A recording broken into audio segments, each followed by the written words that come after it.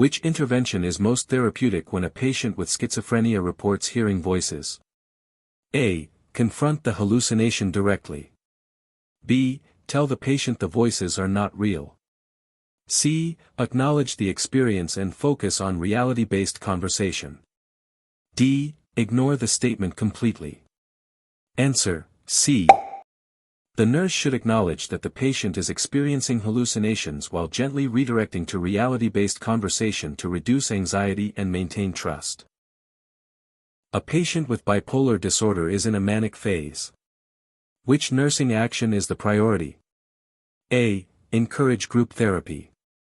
B. Offer high-calorie finger foods and fluids. C. Allow the patient to sleep all day. D. Discuss consequences of behavior in detail. Answer: B. During mania, patients have increased activity and poor concentration. Providing portable, high-calorie foods ensures adequate nutrition while minimizing interruption to their hyperactivity. Which statement indicates effective use of therapeutic communication? A. I know how you feel. B. You should not feel that way. C. Tell me more about what's making you anxious. D. Let's not talk about that right now. Answer: C.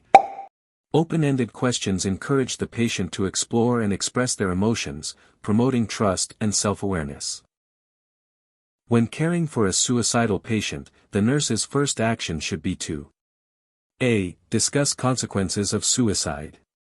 B. Remove harmful objects from the environment. C. Provide privacy for emotional release.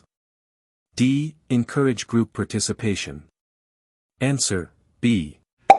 Safety is the primary concern. Removing potential means of self-harm prevents immediate risk while maintaining supervision. A patient with depression states, "I feel hopeless." What is the most appropriate nursing response? A. You shouldn't think that way. B. You have so much to live for. C. Can you tell me more about feeling hopeless? D. Everything will be fine soon.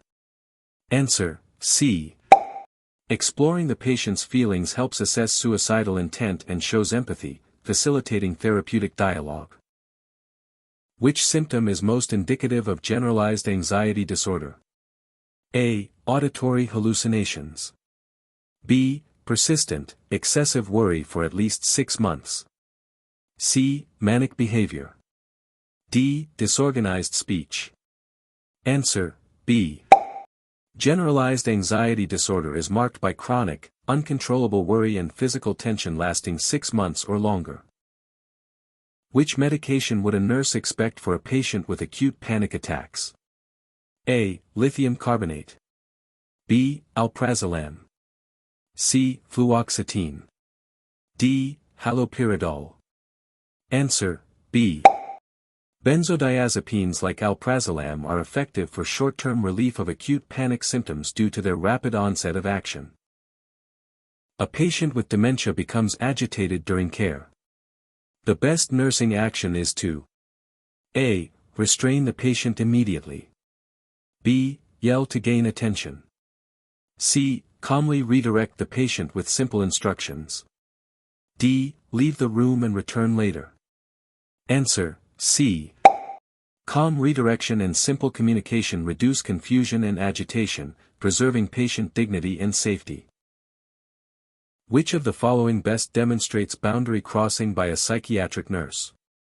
A. Sharing personal contact information with a patient. B. Empathizing with the patient's sadness. C. Maintaining consistent eye contact. D. Setting clear professional limits. Answer: A. Providing personal contact information violates therapeutic boundaries and may compromise professional relationships. A patient with obsessive-compulsive disorder spends hours washing hands. The nurse should A. Stop the ritual immediately. B. Allow time for rituals while gradually limiting them. C. Ignore the behavior. D. Encourage avoidance of all routines. Answer: B. Allowing limited rituals initially helps reduce anxiety, while gradual limits promote adaptive coping over time. Which nursing diagnosis is most appropriate for a patient experiencing auditory hallucinations? A. Impaired social interaction. B. Risk for violence. C. Disturbed sensory perception. D. Ineffective coping. Answer: C. Hallucinations reflect altered perception. Addressing this ensures proper monitoring and intervention for safety. What is the most important nursing intervention for a patient on lithium therapy? A. Encourage sodium restriction. B. Monitor for signs of dehydration. C. Encourage excessive fluid restriction. D. Increase caffeine intake. Answer: B. Dehydration can raise lithium levels, increasing the risk of toxicity. Maintaining hydration is essential. Which finding requires immediate intervention in a patient taking clozapine? A. Weight gain. B. Drowsiness. C. Constipation. D. Sore throat and fever. Answer: D. Clozapine can cause agranulocytosis, a life-threatening decrease in white blood cells. Fever or sore throat must be reported immediately.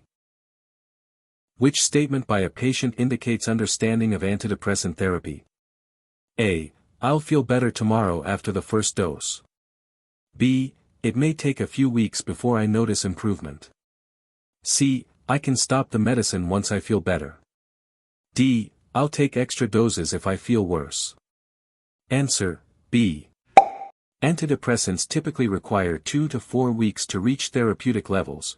Patient education prevents premature discontinuation. Which behavior suggests improvement in a patient with major depressive disorder?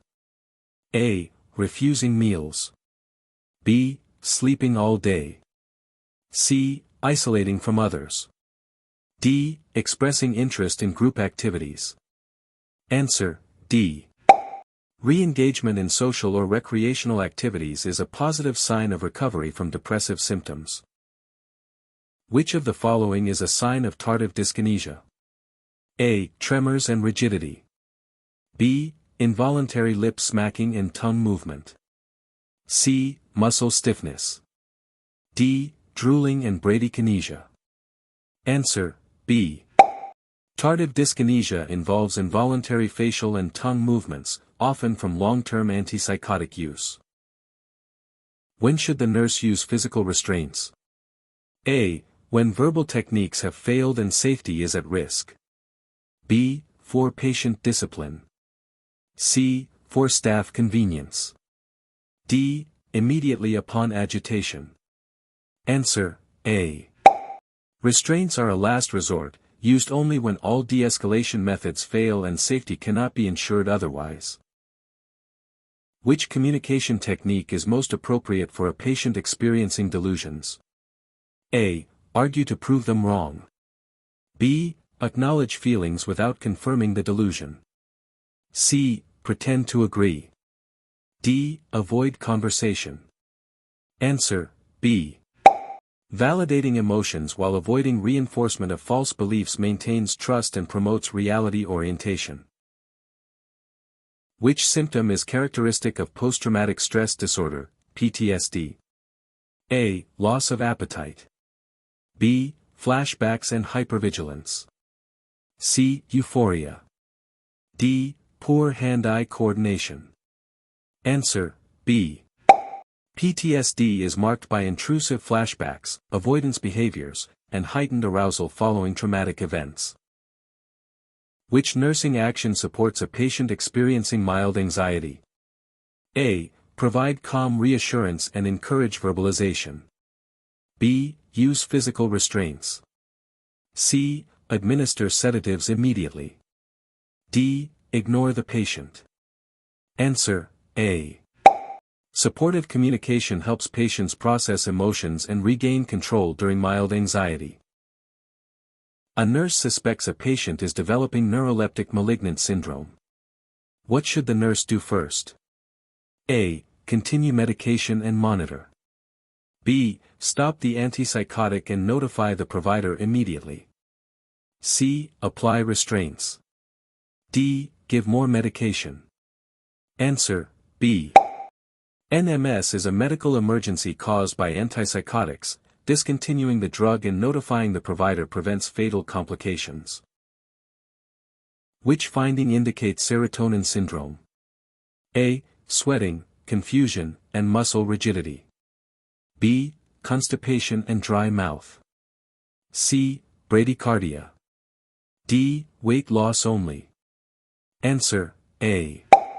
Serotonin syndrome presents with mental changes, hyperthermia, and muscle rigidity, often from combining serotonergic agents. The nurse observes a patient pacing, clenched fists, and rapid speech. What is the best action? A. Approach calmly and maintain a safe distance. B. Challenge the patient's behavior. C. Move closer to assert control. D. Turn away and ignore. Answer, A. Maintaining calm, non-threatening posture and distance ensures safety and helps de-escalate agitation. What is a key nursing role in electroconvulsive therapy, ECT? A. Withhold all medications before ECT. B. Ensure the patient has signed informed consent. C. Skip post-procedure observation. D. Keep the patient awake during treatment. Answer, B. Informed consent is a legal and ethical requirement before performing ECT. The nurse verifies understanding and agreement. Which coping strategy reflects healthy adaptation? A. Denial of stress. B. Substance abuse. C. Seeking social support. D. Avoiding all communication. Answer, C. Reaching out for emotional or social support demonstrates healthy coping and reduces isolation during stress.